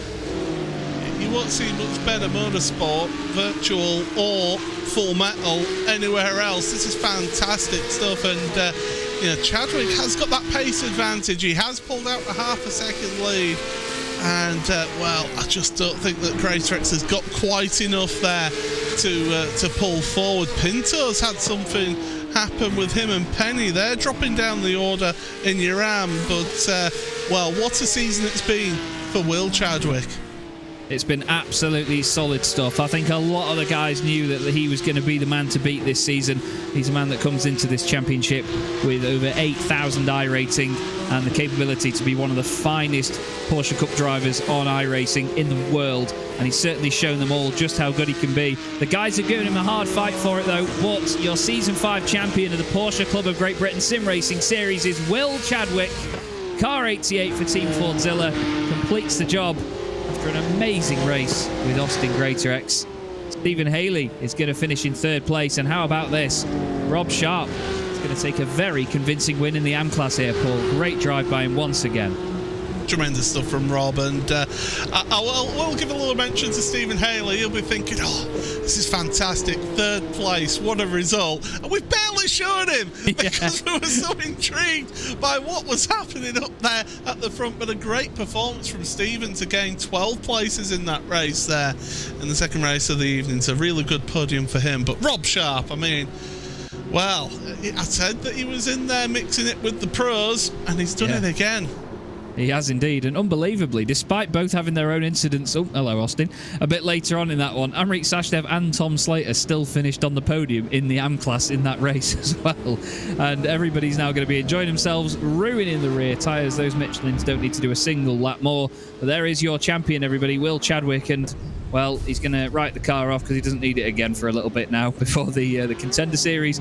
But he's just been so impressive, Paul, and it's just, I mean, I don't want to say it was expected because I don't want it to sound disrespectful to the other drivers, but I think a lot of them knew it. But I must say I'm really impressed by how much of a fight the other guys put up to compete with Will all season. It's been great entertainment and a really nice element to add to the championship, considering that when this started in Season 1, they were all basically newbies to sim racing. Yeah, certainly. We'll go through the race results in a second, but yeah, Will Chadwick, he did a tremendous job. He did miss a couple of rounds as well, so did miss out on a couple of rounds of the championship, but yeah, GreaterX did fight all the way, Zaruta as well. They had their opportunities, but they also had mistakes happen as well in the season. Yeah, it's pretty epic, isn't it? Fantastic to watch all the way through. And there is your final race result of the season. Will Chadwick takes the outright race win, less than a second ahead of Austin GreaterX. Stephen Haley, fantastic podium for Stephen as well. He's had a really solid season, all in all, for the rounds that he hasn't missed. I don't think he's actually missed a single round, to be honest with you. No, he hasn't. Well done to Stephen. Rob Sharp finishes in fourth. That's a great result for an AM as well. I'm sure, like Paul said before, there'll be a campaign to have him moved into the pro class for next season. James Cummings in fifth, ahead of Christian Saruta. Then Johnny Elia finishing in 7th place. Amrit Sashdev 8th, ahead of Tom Slater in 9th. Those two complete the AM podium ahead of Heinz Mayer, who gets a top 10 to round out his season. Then it was Fausto Pinto and Ryan Penny ahead of Paul Goffin and Stuart Clark. Ralph Mayer was then 15th with David Patchin 16th. Drew Fletcher 17th ahead of Oliver Carwadine. And then the cars that were one lap down or more were Gilles Gardner and Andrew Marston in 19th and 20th. And then completing the field, Chris Byram did not complete the race. He was 10 laps down, and Mark Johnson out at the start after what he's called a very disappointing finale of the season for him. And it can never be easy, really, Paul, when you get to that sort of part of a championship and you hope that it all ends up nice and tidy at the end. And unfortunately, it doesn't quite work out as intended. So I couldn't quite... certainly it really isn't the best end to the season there for Mark, but I know somebody who will be absolutely delighted, and that is our pro champion. Chaz, take it away with your champion. Will Chadwick. Well, I've said it a few times already, Will, but obviously I'll repeat it to you just in case you weren't listening. But then again, I know you probably watch the broadcast and text and drive and everything all at the same time. We've sort of expected to see you get the win outright this season, but before we go through your own successes, talk us through the sort of challenge that you've been getting from the other drivers in the field, because they've really taken the fight to you this season, haven't they? Yeah, I think it's been really good format, and it's always closer when you do fixed setup racing. I really like fixed setup racing. we did it earlier in the year in Porsche Esports Carrera Cup Great Britain, and we've also done it here. And I think it just gives everyone a bit more of a level playing field. And especially in these reverse grid races, it can sometimes be really hard to pick your way through. And everyone's been really, really good with driving standards, and everyone's given everyone a lot of respect, as I'm sure you even saw there in the last race between me and Austin. That was amazing. But yeah, I can't thank everyone enough for this season, for all the organisers and everyone who's participated, because it's been a truly fantastic thing to be a part of. And I mean, you mentioned it there, the respect between you and Austin in that final race there. They were at corners that they're not normally corners you can go too wide through. You know, you've got Hawthorne, Westfield, then Sheen Curve as well when you actually got the move done in the end. You were both giving each other plenty of space, and it was fantastic racing. There was a little tiny touch here and there, but nothing untoward. Were you laughing your head off the entire time, or was it a stressful environment to be in? We were actually in voice chat together for the final race, because and he was egging me on. He was going, "Oh, you've had a good drift there. You know, you should touch the grass a little bit more next time, so you actually go fully around." So we're having a really good chat, and I knew Austin was saving his tyres as well on the way while I was getting up to him. You know, closing that gap initially, and it was a really good race, and we showed each other loads of respect. I even said to him at the end when I made the move, I was like, "Did I touch you there? Be honest, because I don't know with netcode sometimes." And he said, no, I just ran it too wide. But yeah, it was a fantastic race, and yeah, just amazing respect shown. And obviously moving forward now, you've won the championship. Could we expect to see you in season 6 if it comes around anytime soon? Well, potentially. I think I'd like to see. I'm calling him out, but Jacob Toffs, I'd like to see him make a return to the championship. Yes. And I'd love to have a good battle with Jacob, because Jacob's a very, very good driver, probably a lot better than his iRating would even suggest. And that's even at 6,000. You know, I raced with Jacob as a teammate, and he's very, very fast, I will say. Yeah, he's absolutely remarkable. And I think even though he's only on you right now, I think I've just heard Peter McIver Cup actually way over in Spain. I'm pretty sure Peter would be well on board with having you and Jacob on track together racing like that. But well, it's been phenomenal to watch you racing this season, mate. We hope to see you back again very soon. And best of luck in new ventures moving forward as well, which are coming up very, very shortly, I'm sure. Oh, very good. Well, thank you very, very much, guys. Thank you for the commentary, Austin. Thank you, Hugo, for the production. And yeah, see you next time.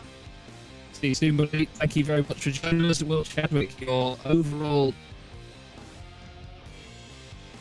absolute star so far in this championship, and hopefully for his sake in the contender series moving forward. You're going to have a lot more of him on your screens very soon, aren't you? Yeah, you certainly are. As yeah, we'll look forward. We've got a whole smorgasbord of drivers wanting to come and have a chat with us here, which is really great. We don't have a lot. We don't have the most amount of time on the broadcast. No. We'll try and fit everybody in. That's for sure. Who do we speak to next? I'll throw it to you, Chaz. Who do we speak to? Is it Austin that we speak to? Because we've got to hear his side of the story. Let's get him in here, and I'll say hello, Austin Greatorex, because, well, you had some fun out there, especially in the second race tonight. But you know, just talk us through your evening there, because that was hard work tonight. Good evening, gents. Yeah, so me, Christian, and Will all had a bit of a chat before the feature race. We realised between us that the top 3 positions of the championship were done, so we said, let's have some fun. And I wouldn't normally try and race Will that hard, but I thought, no, I'm going to go for it this evening. It don't mean anything. Let's try and put the fight to him.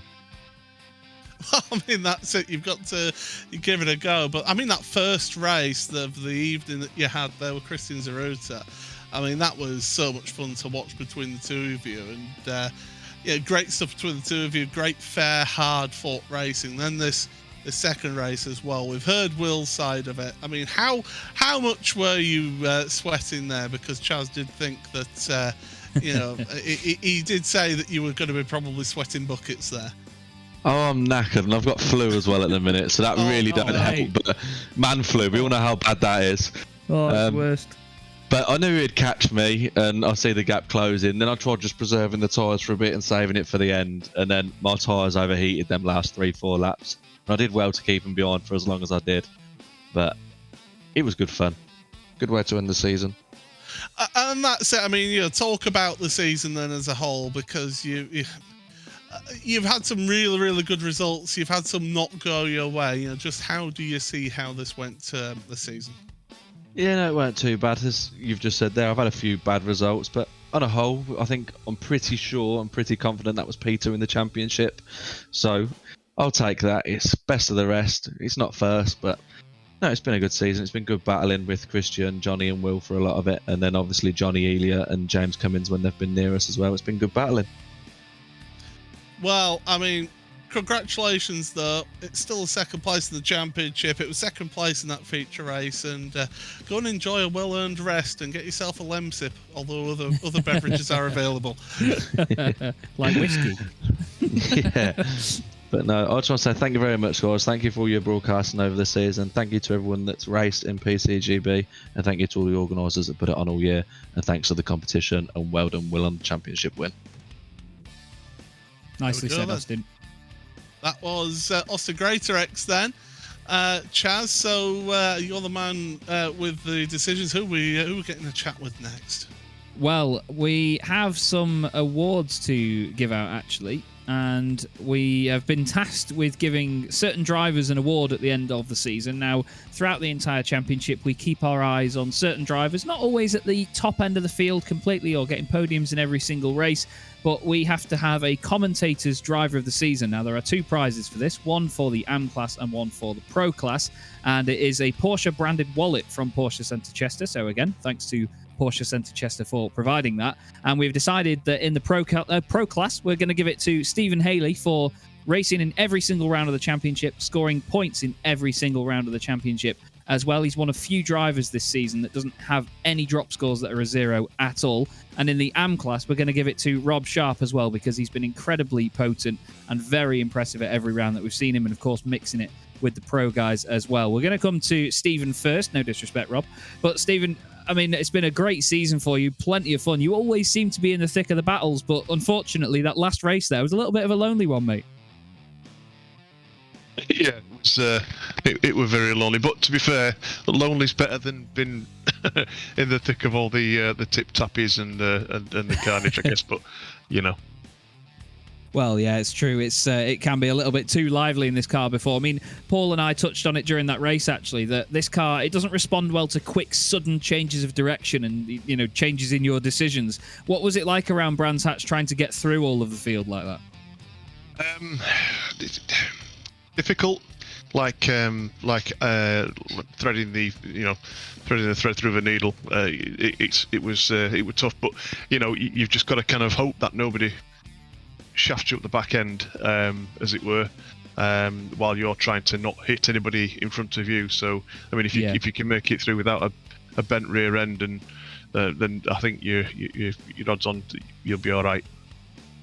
Yeah, that's it. I mean, with a lot of the races that we saw, especially the first two tonight, you know, drivers were being a little bit tentative because they want to set themselves up for a good position in the feature race. When you are doing that and you're focusing on what's going on ahead of you, sometimes the drivers behind might not expect you to be as tentative, like you say. And I mean, I'm not going to put it in quite similar words, but might maybe get a bit of contact from behind.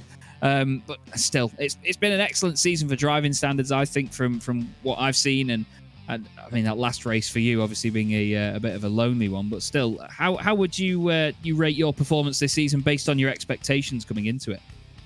Obviously, this season with the new car, I was hoping to be kind of mid-pro pack. I'm not quite sure where I finished, but I tend to start a race fairly well, and then it kind of mistakes do start to creep in where the rest of the pro guys seem to be able to keep it, you know, quite consistent. So I think if anything for next season, if there's a next season, I'm just gonna have to try and work on my consistency and try and keep it on the black stuff. Well, it's been impressive to see all the same, Stephen, and we obviously appreciate you competing in every round and scoring points in every round, and that's why we're giving you the Pro Driver Commentator's Driver of the Season. And of course, you get a Porsche branded wallet, which Porsche Centre Chester will sort out with you. So well done. Any final words on this season before we let you go? Just to say thank you for the award. That's it's really nice, and I'm dead chuffed. I've got a smile on my face now. I want to say thanks to everybody who's who's put the time and effort into organising this, and the guys that we race with as well. I've got to thank all the guys who give up the time to who make the time to practice and to race with us and make it a good league. Cheers, guys. Much appreciated, Stephen, and well done. It's been great to watch, mate, and we hope to see you in future championships, mate. Thank you. Indeed. See ya. Cheers. And then we move on to the AM commentators, driver of the season, Rob Sharp. Rob, I mean, we kept predicting that you would be up there, giving the pro drivers some trouble, but especially to do that in the reverse grid races as well. What's the secret to making it through in those situations? Because we've seen that it can be quite the challenge, as we saw with championship protagonist Oliver Cowardine. What happened to Oliver, by the way? He was involved in the pile-up. Oh, was he? Yeah. Oh, right. Okay. Well, praying possibly might be the answer. I don't know. I mean, it was. I think I'm always. It's funny because Stephen was saying, he starts well and things. I tend to maybe lose a few places at the beginning because I'm really tentative. So it all kicked off, didn't it, in the first couple of laps with people everywhere, and I think I was going slow enough to be able to take some avoiding action without losing the car. As Stephen said, consistency is the key here. So just keeping it on the roads, because you might lose a tenth here or a half second there, but it's nothing to 10 seconds if you spin into the wall or even just off the track. So it's just trying to keep a little bit in reserve, especially when it's so busy at the beginning, because it was. Yeah, I knew it was going to be really difficult to get anywhere today. So to win this race for the AM class was just incredible. Well, that's it. I mean, based on the logos on the car, you could say right place, right time. But that's what it all boils down to in a championship like this. Could we expect to see you back for another season once again? I'm sure it will come around very soon. Absolutely. Yeah. You couldn't keep me away. I love this championship. And it's the people, of course, it's the volunteers who put it all together, the organisers, it's the sponsors, but more than anything, it's the respect and the integrity shown by the competitors. There's no histrionics. Everyone gets on, everyone says sorry, and people are careful. It's a pleasure to drive. I think you can trust your fellow competitors, and if anybody does hit you, it's a genuine mistake, and we just get on with it. So. Yeah, I was praising that earlier as well during the race, that one of the things that we've always picked up on throughout the many seasons that we've had of this championship now is that there's always this same ethic of everybody's in it for the right reasons and everybody's enjoying themselves out there. And even though it started with just a group of people getting together from the club to just do a bit of virtual racing for a bit of a laugh, it's still a serious and competitive league, but there's still that enjoyment there, isn't there? That has not gone away in any sense, has it?